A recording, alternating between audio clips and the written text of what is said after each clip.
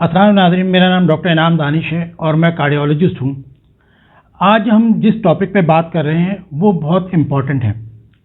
इंसान को ज़िंदगी में सदमात का सामना करना पड़ सकता है, जैसे कि किसी अजीज़ तरीन शख्स का बिछड़ जाना, फैमिली में किसी का इंतकाल हो जाना, अचानक ही जॉब ख़त्म हो जाना, या कारोबार में नुकसान होना, या सेहत की खराबी, ये शदीद खौफ की कोई कैफियत, जैसे कि किडनैप अगर कोई किसी को कर ले तो शदीद खौफ की कैफियत अगर हो, शदीद गुस्से का आलम अगर हो, या शदीद दर्द हो, किसी जैसे एक्सीडेंट वगैरह हो जाता है, तो ये वो कैफियत हैं जो शदीद कैफियत हैं जो हमारे जिस्म और हमारे जहन पे बुरे असरात मरतब करती हैं।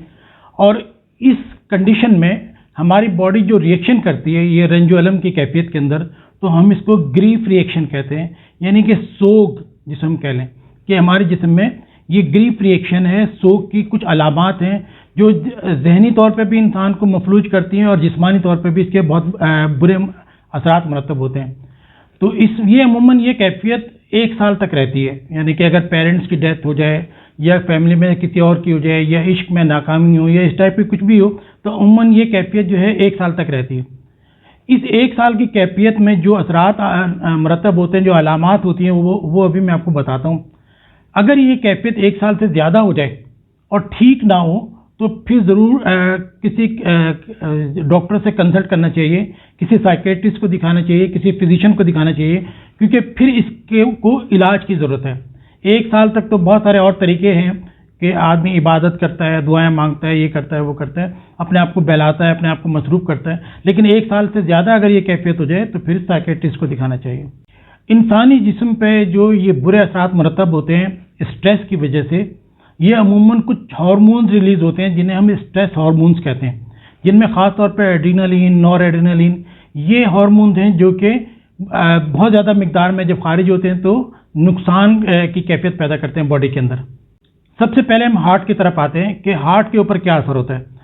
एक तो ये कि दिल की धड़कन तेज़ हो जाती है, दिल की धड़कन बेरब्त हो सकती है, जिसको हम एट्रियल फिब्रिलेशन कहते हैं। पीवीसीज होती हैं, प्रीमेच्योर वेंट्रिकुलर कॉन्ट्रैक्शंस, जो हम कहलाती हैं। इसके साथ साथ एंजाइना अगर किसी को है तो वो बढ़ सकता है, हार्ट अटैक हो सकता है। तो ये तो वो कैफियत हैं जो हार्ट पे होती हैं। लेकिन आज जो ख़ास तौर पे मैं डिस्कस करने वाला हूँ, जो कि मेरा टॉपिक भी है, ब्रोकन हार्ट डिजीज़, यानी कि दिल टूटने से की जो बीमारी है ब्रोकन हार्ट डिजीज़, इसको स्ट्रेस कार्डियोमायोपैथी भी कहते हैं, स्ट्रेस कार्डियोमायोपैथी। तो ये आज हम डिस्कस करते हैं कि अचानक ही जब किसी को ये शदीद तरीन कैफियत पैदा होती है तो उसको लगता है कि जैसे अटैक हो गया, हार्ट अटैक हो गया। पेशेंट को सीवियर चेस्ट पेन होता है, सीने में दर्द होता है और सांस फूलना शुरू हो जाता है, वही कैफियत जो कि हार्ट अटैक में होती है। आज हम इसको डिस्कस करते हैं डिटेल के अंदर। ब्रोकन हार्ट डिजीज़ या स्ट्रेस कार्डियोमायोपैथी अमूमन 50 साल की उम्र से ज़्यादा होती है, ख़वातीन में ज़्यादा है। 1 से 2 महीने में पेशेंट रिकवर कर जाता है, यानी कि अच्छी बात यह है कि ये प्रोलॉन्ग डिजीज़ नहीं है और पेशेंट 1 से 2 महीने में रिकवर कर जाता है। लेकिन इस 1-2 महीने में सिम्टम भी होती हैं, हार्ट फेलियर भी होता है, डेथ भी हो सकती है, पेशेंट रिकवर भी कर सकता है। तो सिम्टम जो है अमूमन ये इसलिए होती हैं कि हार्ट का कुछ पोर्शन काम करना छोड़ देता है, जिससे हार्ट वीक हो जाता है, खून की नालियाँ श्रिंक हो जाती हैं। देखें, अब ये कि खून की नालियाँ अगर ये एक रास्ता है, तो ये कोलेस्ट्रॉल की वजह से ब्लॉक हो या नालियाँ श्रिंक हो जाएं, तो श्रिंक होने से भी रास्ता बंद हो जाता है। इससे चेस्ट पेन होता है और वही कंडीशन होती है जो हार्ट अटैक के अंदर होती है। पेशेंट को सीवियर चेस्ट पेन फील होता है और सांस फूलने लगता है। तो इसके अलावा जब हम देखते हैं कि डॉक्टर, ज़ाहिर है कि लोग ये समझते हैं कि हार्ट अटैक हो गया पेशेंट को, वो डॉक्टर के पास लेके जाते हैं, डॉक्टर ईसीजी करके देखते हैं, तो ईसीजी में कुछ फाइंडिंग ऐसी आती हैं जैसे हार्ट अटैक की होती हैं, लेकिन कुछ हम डिफ्रेंशिएट कर लेते हैं, क्योंकि हार्ट अटैक अमूमन एक आर्टरी के अंदर होता है और इसके अंदर मल्टीपल जगह पर जो है ना प्रॉब्लम ईसीजी के अंदर आ रही होती है, एसटी एलिवेशन।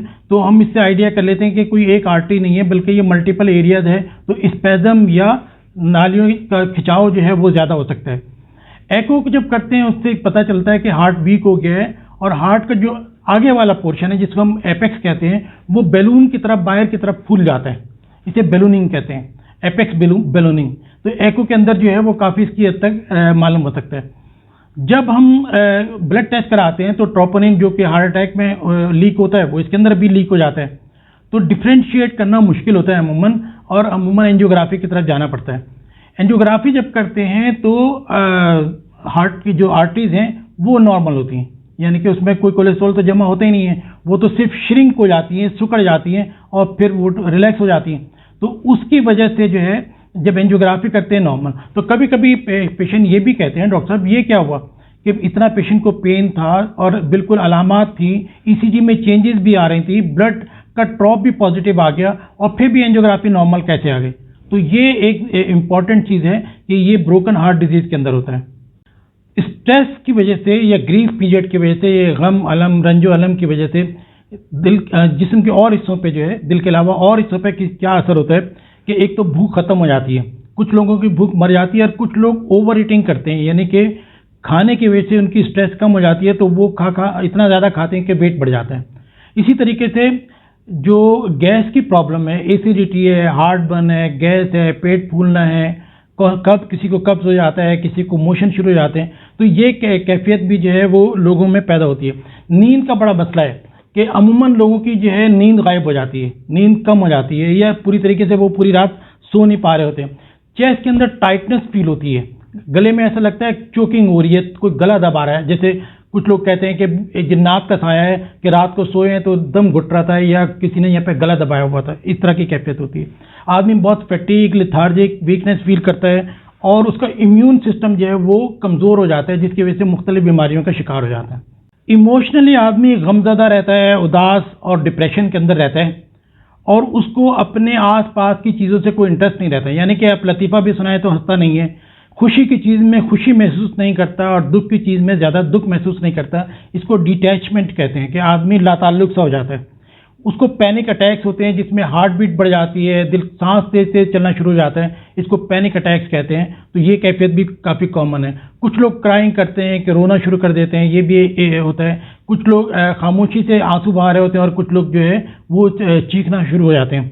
हेलुसिनेशन होती है कि आदमी कहता है कि मैंने अपने उसको देखा है या सुना है कि जो आदमी बिछड़ गया है उसको वो देख लेता है या उसकी आवाज़ सुन लेता है, इसको हेलुसिनेशन कहते हैं। तो ये कैफियत भी हो सकती है इसके अंदर। अमूमन आदमी रेस्टलेस होता है, होपलेस होता है, तो ये तमाम चीज़ें ग्रीफ पीरियड कहलाती हैं। तो ये सोग है या एक नेचुरल ग्रीफ पीरियड है जो कोई भी शदीद तकलीफ, ख़ास तौर पे अपने करीब तरीन कोई आदमी हो जिससे आपकी बहुत अटैचमेंट है, उसके बिछड़ जाने की वजह से जो कैफियत पैदा होती है इसे ग्रीफ पीरियड कहते हैं। और अगर ये ग्रीफ पीरियड जो है 1 साल के अंदर अंदर आदमी इससे रिकवर ना करे तो फिर क्रॉनिक ग्रीफ डिसऑर्डर इसे कहते हैं, और फिर आपको साइकेट्रिस्ट को दिखाना चाहिए, इसका प्रॉपर ट्रीटमेंट कराना चाहिए। आमतौर पे एंटी डिप्रेशन मेडिसिन देते हैं।